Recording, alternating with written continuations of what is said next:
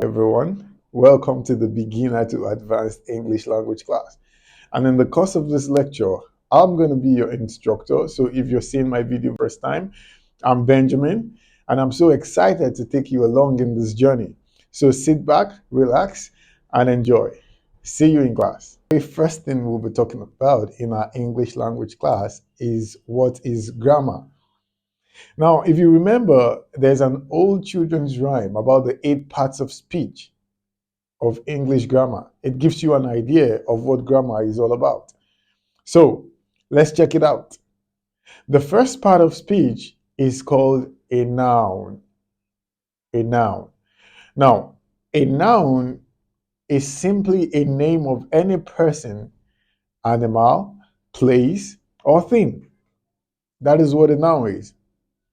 So every name is called a noun. You can have series of examples of that. Your name, my name, nouns. Dog, cat, nouns. Places, nouns. The market, and a host of others. Now, the second one is called a pronoun. What does a pronoun stand for? A pronoun is simply used instead of a noun. So instead of you calling the name of a person, your name, I can say you, he, she. Those are pronouns. And the third one we'll be looking at is called an adjective. An adjective is a descriptive word. It describes a thing.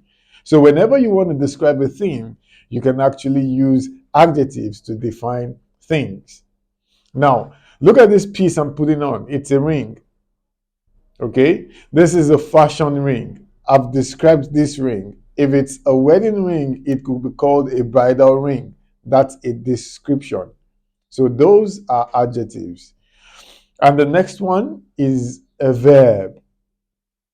Verb. What are verbs? Verbs are action words. They tell you what you're doing, the action which you've taken. Now I'm speaking to you, I'm talking. That's an action. You are listening. That's an action. She ran. Running is an action. So those are verbs. Now let's talk about adverbs.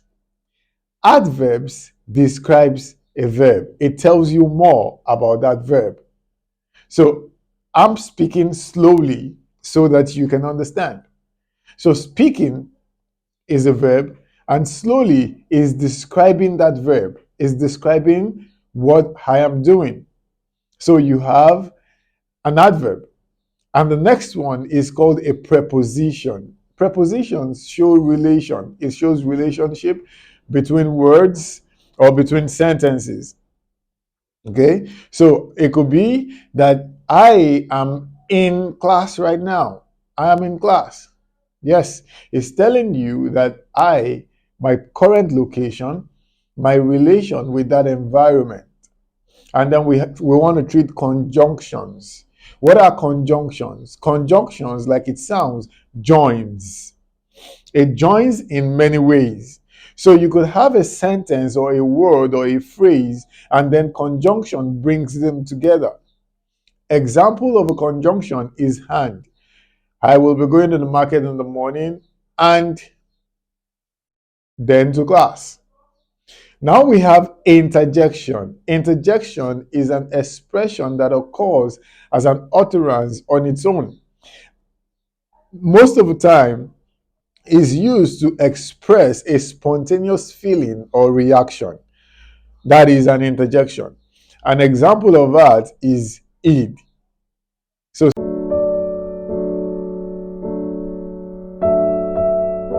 episode we want to talk about capital letters, capitalization. Now, we all are aware that the capital letter is always also called a big letter or the uppercase letter, or sometimes we simply call it capital. Now, you must be aware of the alphabets in English language, which is A, B, C, D, E, F, G, H, I, J, K, L, M, N, O, P, Q, R, S, T, U, V, W, X, Y, and Z. These alphabets can be capitalized as well as written in small letters. So let's talk about when do you use a capital letter in English grammar. You use a capital letter for the first letter in a sentence. So if I want to write a sentence like the dog is barking, the T should start with a capital letter. Always use a capital letter for the word I. So when you're addressing someone, I am so years old. Tom and I are good friends. The I should be capitalized. You should also use a capital letter for the names of people. The names of people should, the first letter of the name of people should be capitalized. Use a capital letter for the names of places. So when you want to talk about a place like the National Museum, like London, like the country, maybe Sudan, it should be capitalized. The first letter should be capitalized. Now use a capital letter also for festivals and holidays, the days of the week and the months of the year, like the New Year's Day. The first letter of every word should be capitalized. Mother's Day, the first letter should be capitalized. Sunday, the first letter should be capitalized. October, that's a month of the year. The first letter should be capitalized. This is going to bring us to the end of this episode. So make sure to do the elements which you see on the screen.